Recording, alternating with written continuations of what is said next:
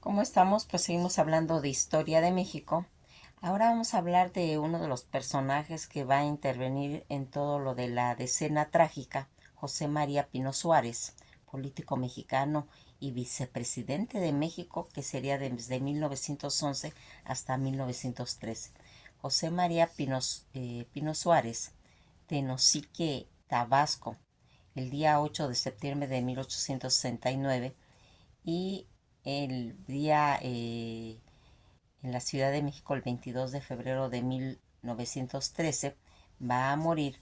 Él va a ser un político, abogado, escritor y periodista mexicano que fue una de las figuras, se puede decir, claves de la Revolución Mexicana y vicepresidente de México entre 1911 y su asesinato en 1913 durante todo ese evento conocido como la Decena Trágica junto al presidente Francisco Ignacio Madero. Pino Suárez es en determinado momento considerado como uno de los personajes, como hemos comentado, más importantes de la evolución de la democracia y los derechos sociales que en ese momento se estaban haciendo en México. Toda esta trayectoria laboral que él va a tener, él va a nacer en un seno de una distinguida familia originaria de la península de Yucatán, siendo bisnieto de Pedro Sainz de Baranda, gobernador de Yucatán, industrial y comandante naval durante la Guerra de Independencia en México, considerado como el padre de la Armada de México. Fue educado en el Colegio de San Ildefonso en Mérida y obtuvo la licenciatura en Derecho en la Escuela de Jurisprudencia del Instituto Literario de Yucatán en 1894. Posteriormente, estableció una firma de abogados en la Ciudad de México en sociedad con Joaquín Casasus y se involucró pues, en diversos negocios junto a su suegro Raimundo Cámara Luján. En 1904 fundó el Peninsular, el nombre de un periódico que dio voz a una de las nuevas generaciones de los intelectuales liberales opuestos al olegario Molina y un poderoso cacique porfirista. El Peninsular rápidamente se ganó pues, a los lectores y anunciantes, destacando por el uso de su tecnología moderna de impresión en la cobertura de noticias nacionales e internacionales y de su equipo editorial, que se incluiría en prominente intelectual yucateco como don Serapio Rendón y Antonio Ancona, entre otros. Pino Suárez fue autor de una serie de periódicos de la investigación periodística que sacaron a luz la explotación de tanto de indígenas mayas. ¿Recuerdan cuando hablamos de ese problema que tuvo Porfirio Díaz, el problema de la explotación de ser esclavos? Acá sí se podría mencionar de los indígenas mayas y yaquis, quienes habían sido reducidos ilegalmente a condiciones de esclavitud, como mencionamos, en algunas de las haciendas enequeleras, que esto pues iría provocando la ira de algunos sectores de la oligarquía yucateca, que utilizaron su poder político y económico para amenazar la existencia del periódico. La defensa de la libertad de expresión frente a la censura gubernamental llevó a Pino Suárez a adentrarse en la carrera política. Como partidario de Francisco Ignacio Madero, compartió pues su lucha por una democratizar el país en cierta forma, conforme la popularidad de Madero iba creciendo. Porfirio Díaz, el dictador, decidió encarcelarlo bajo el cargo de sedición. Tras de fugarse de prisión, Madero emitió el Plan de San Luis, que declararía la elección federal de 1910 fraudulenta y exigía diversas reformas políticas y sociales, incluyendo el establecimiento de la institución democrática, la prohibición de la reelección presidencial, la reforma agraria, el establecimiento de una jornada laboral de 8 horas, entre otras cosas. Este plan se convirtió pues en un punto de referencia para las oposiciones en las dictaduras que condujo pues al desenlace de lo que sería pues la Revolución Mexicana. Pino Suárez organizó la causa revolucionaria en el sureste de México y amenazando con prisión y obligado a exiliarse, se unió a Madero en San Antonio, Texas. Ahí Madero pues estableció, se puede decir, un gobierno provisional y nombró a Pino Suárez como secretario de Justicia. Después de una importante victoria militar para la causa revolucionaria, Pino Suárez va a participar en las negociaciones que se culminarían con la firma de los tratados de Ciudad Juárez, que sería pues en 1911, y que marcaría el fin de una dictadura porfirista durante 3 décadas en el poder. Tras el triunfo de la Revolución, Pino Suárez fue nombrado gobernador interino en el Congreso de Yucatán, pero su nombramiento fue recibido pues con violentas protestas por los seguidores de Delio Moreno Cantón, un popular político que con estrechos lazos con el viejo régimen, que contaba con fuertes apoyos entre las clases populares. En una reñida contienda electoral, Pino Suárez va a lograr y ganó el apoyo de la mayoría de los familiares de la élite económica del Estado y resultó electo gobernador constitucional de Yucatán en un ajuste margen.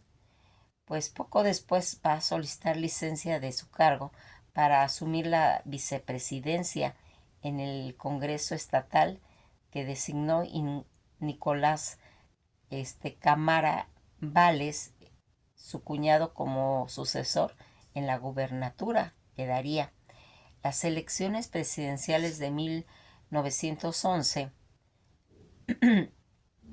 fue pues calificado como pacíficas, limpias y democráticas, marcando un hito importantísimo en la historia del país. En esos comienzos, Francisco Ignacio Madero fue elegido presidente y José María Pino Suárez como vicepresidente, conformando así lo que se consideraba el primer gobierno elegido democráticamente en México. Pino Suárez asumió un papel pues muy destacado como secretario de la institución política en febrero de 1912 y su principal objetivo pues fue llevar a cabo una reforma educativa integral que alcanzaría a toda la población. Consciente del bajo índice de alfabetización que estaba en el país, pues enfocó sus esfuerzos en hacer instituciones públicas accesibles más allá pues de los círculos de la élite que estaba abogando por una educación pues popular. Además buscó promover una transición ideológica en la educación, pasando por el positivismo al humanismo, una filosofía muy favorecida por Madero. Se enfrentó a las oposiciones de los científicos de ese grupo que tenía el control de la Escuela Nacional de Jurisprudencia y que resistía las reformas educativas del gobierno maderista. Esta situación llevó a la fundación de la Escuela Libre de Derecho, que se estableció en abierta la oposición de Pino Suárez. A pesar de ello, Pino Suárez autorizó que esta institución operara de manera autónoma al gobierno. Dentro de todo este gobierno, Pino Suárez lideró pues a un bloque renovador, una fracción liberal del maderismo, que pues abogaba por la política pública orientadas hacia el liberalismo social y todas las reformas progresistas prometidas en el Plan de San Luis. Aunque contaba con una mayoría parlamentaria, se enfrentó a un bien organizado oposición en la que incluía pues a antiguos porfiristas, y a pesar de los desafíos políticos del bloque pues renovador, que tuvieron pues un papel importante destacado en la colaboración de la Constitución Política de 1917, que se destaca por ser la primera constitución del mundo en incumplir amplias garantías y protecciones tanto sociales y económicas como disposiciones sobre el trabajo, de la reforma agraria, de las dimensiones sociales, del derecho de la propiedad. Todo este gobierno reformista de Madero pues fue considerado, además de progresista, pues por algunos y no por lo suficientemente radicales por otros. Tuvo que enfrentarse varias veces a rebeliones encabezadas por diferentes bandos revolucionarios y contrarrevolucionarios, hasta que fue derrocado pues por un golpe de militar en febrero de 1913. Ya posteriormente Madero y Pino Suárez fueron asesinados por órdenes del general Victoriano Huerta, el dictador que los reemplazó. En 1969, María Cámara Vales, viuda de Pino Suárez, recibió la medalla Belisario Domínguez del Senado de la República, reconocido por el sacrificio que la pareja había realizado pues en el país. Toda esta situación en la que nosotros vamos viendo que él pues va a tener ciertas situaciones devastadoras para un joven en la época de su niñez.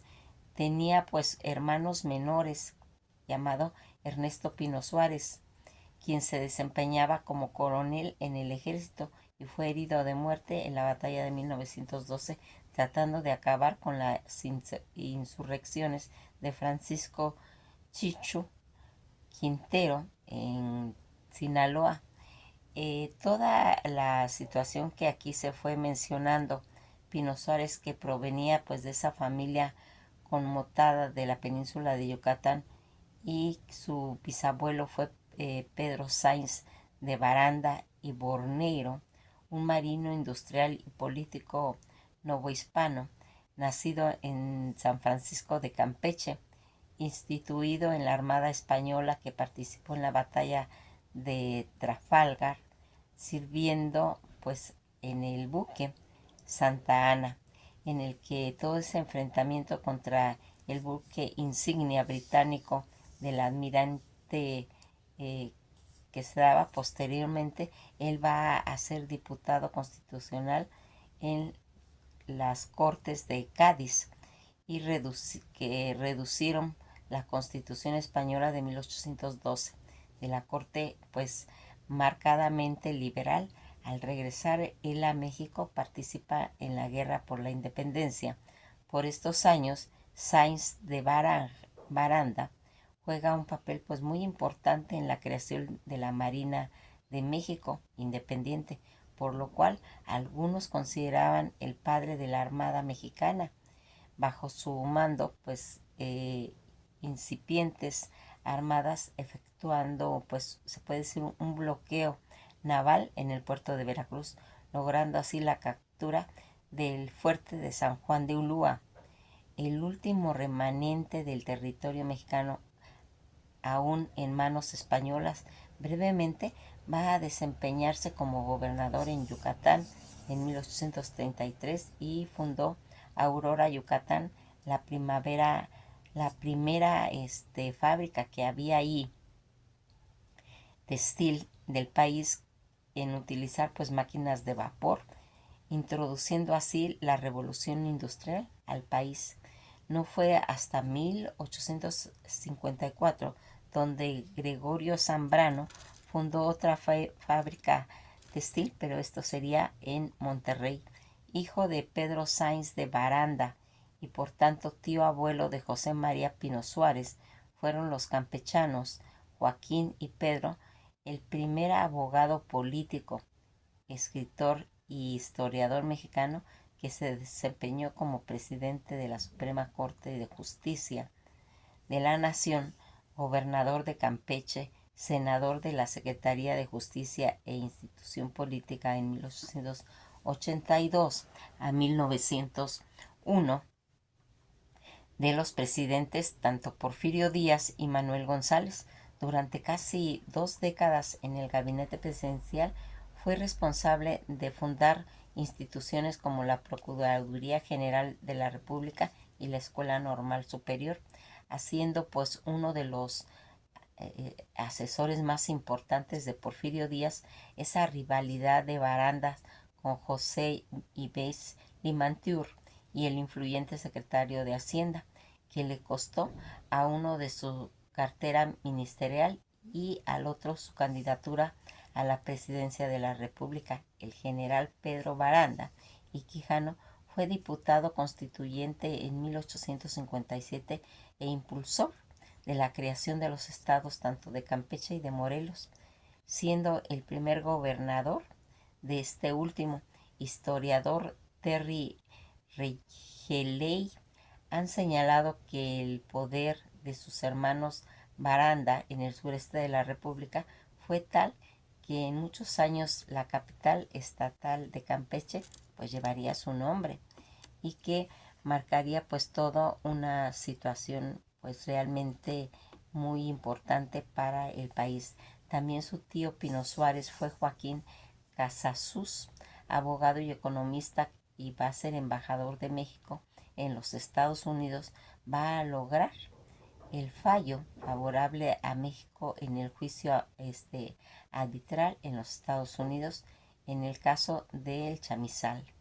Finalmente fue primo hermano de los militares revolucionarios José Eusebio y Luis Felipe Domínguez Suárez.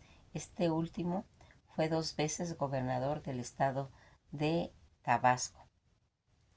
Todo lo que vendría a hacer pues sus estudios poco después del nacimiento de José María. Él muere su madre. Su padre, muy ocupado, hombre de negocios, encargado en la educación a un pues tutor, la educación de él, tutor privado. Al llegar Pino Suárez a la adolescencia se dedicó a realizar sus estudios en Mérida y ahí vivió en la casa de un amigo cercano de su padre, Raúl Carrancía, cónsul de España en Mérida y padre de los hermanos Camilo y Raúl Carranca Trujillo, que se convertirían en reconocidas pues juaristas. Va a ingresar al Colegio de San Ildefonso, un instituto de inspiraciones jesuitas que se llevaban en un plan de estudios basado en los Elíseos de Francia. Pino Suárez va a terminar su curso hablando francés correctamente y un inglés fluido. Durante un tiempo en el colegio entabló una estrecha amistad con Norberto Rodríguez, que era pues el rector de San Ildefonso y que sería arzobispo de Yucatán, continuando sus estudios y en la Escuela de Jurisprudencia del Instituto Literario de Yucatán, obteniendo así el título de licenciado en Derecho, que sería en 1894. Ya para septiembre de 1896 se va a casar con María Camara Vales, hija de Carmen Vales Castilla y Raimundo Camara Luján, acaudalados banqueros y empresarios, hacendados y jefes de la aristocracia, familia de la Camara. Su tío político don Agustín Vales Castillo, industrial y banquero, que fue jefe político de Mérida en los albores del siglo XX. 2 de los cuñados de Pino Suárez fueron notables políticos maderistas, Alfredo y Nicolás Camara Vales, que se desempeñaron pues respectivamente como gobernadores de Quintana Roo y de Yucatán. El matrimonio Pinos Camara procreó 6 hijos: María, Alfredo, José, Aída, Hortensia y Cordelia.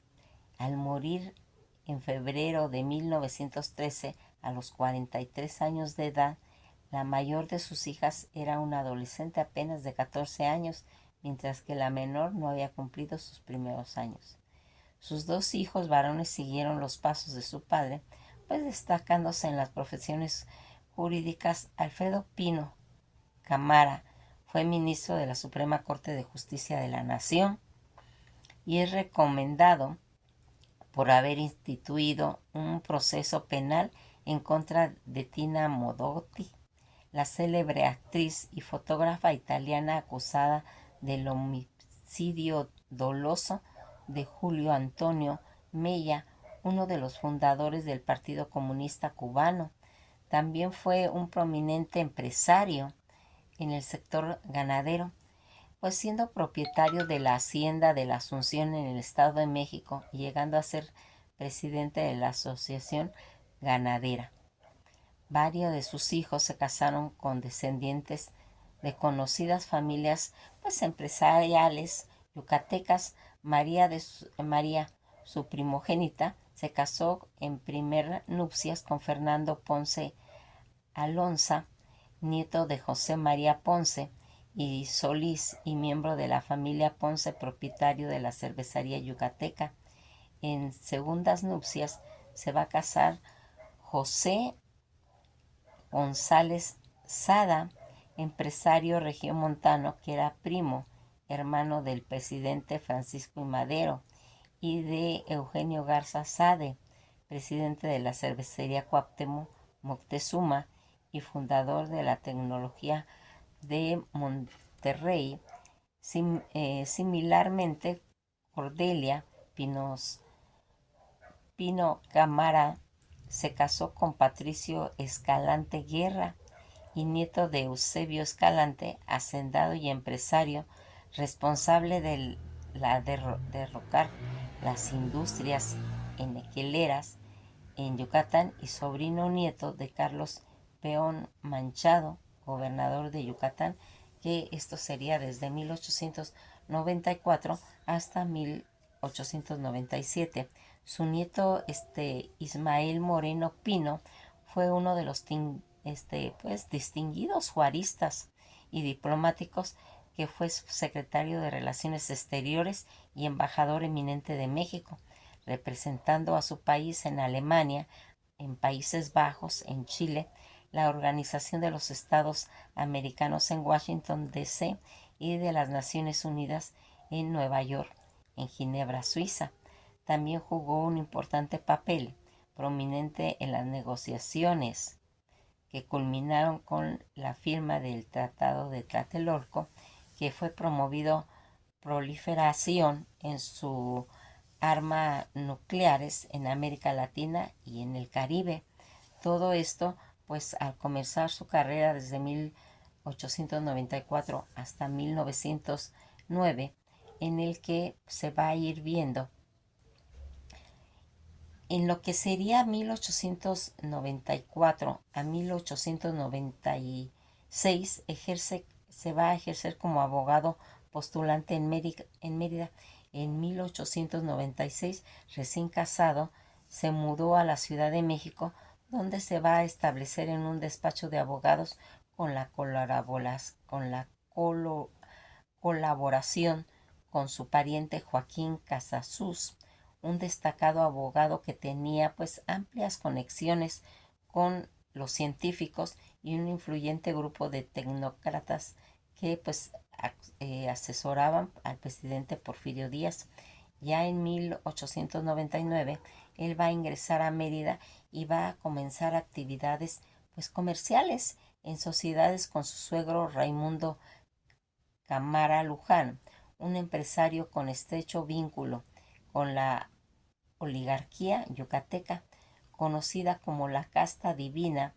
En esa época las casas exportadoras lideradas por la Cámara Luján y José María Ponce Solís exportaban aproximadamente, se puede decir, 13 millones de kilogramos de nequén anualmente al mercado de los Estados Unidos, en lo que pues equivalía a unos 28,6 millones de libras.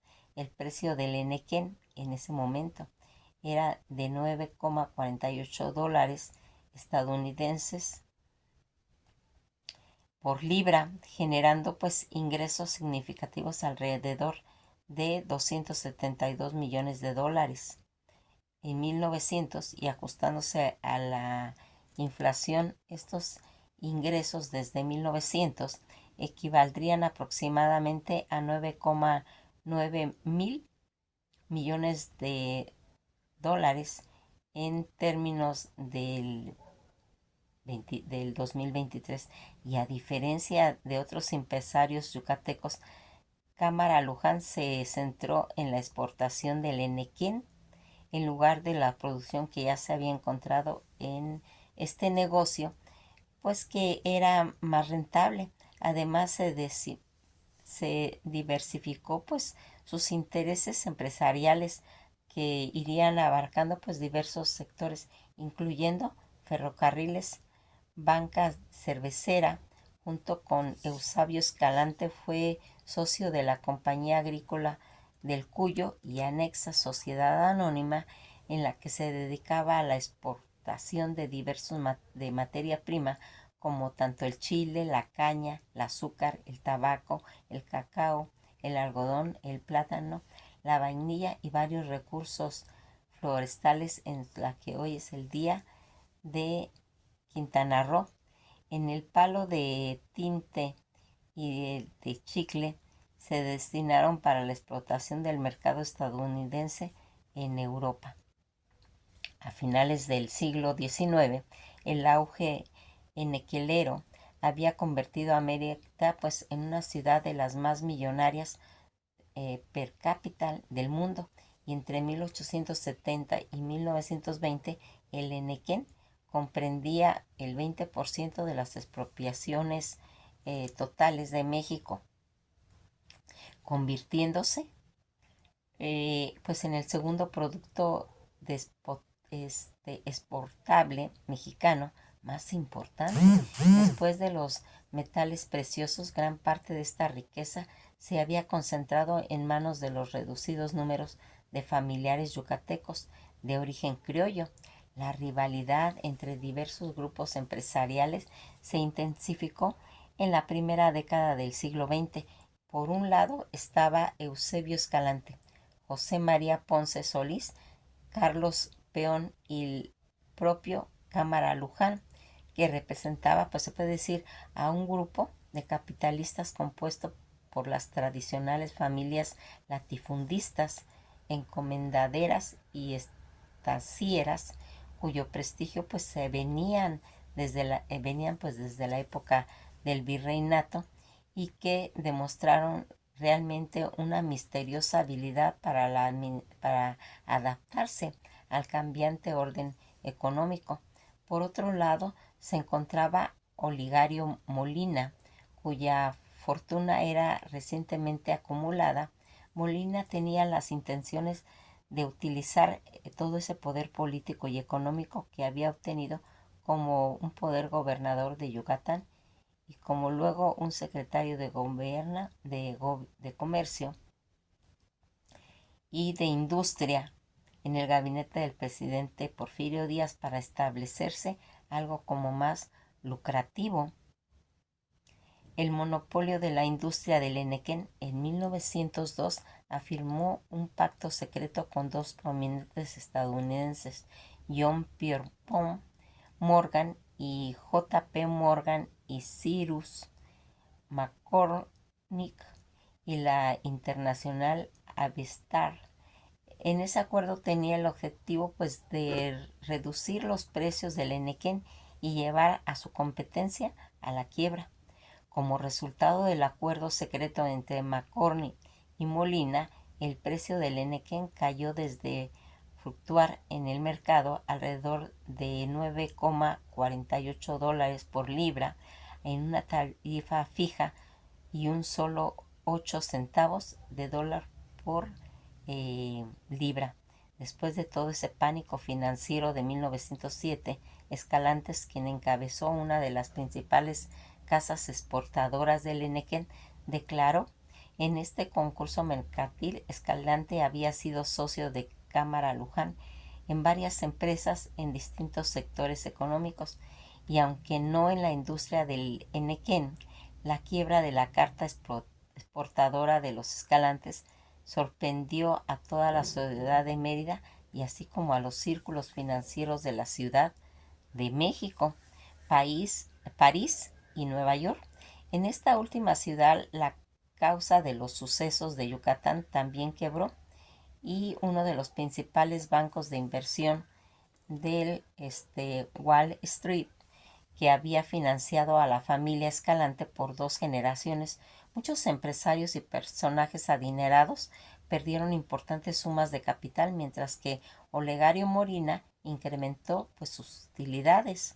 Pocas veces en la historia un negociante se había beneficiado de tanta desgracia de otros. Aquí nos quedamos y pues seguiremos comentando acerca de toda esta trayectoria de estos importantes personajes en las que va a verse pues en cierta forma blanqueado los aspectos de todo ese problema que estaba aconteciendo en Yucatán. Que pasen una bella tarde y eso ha sido todo por hoy.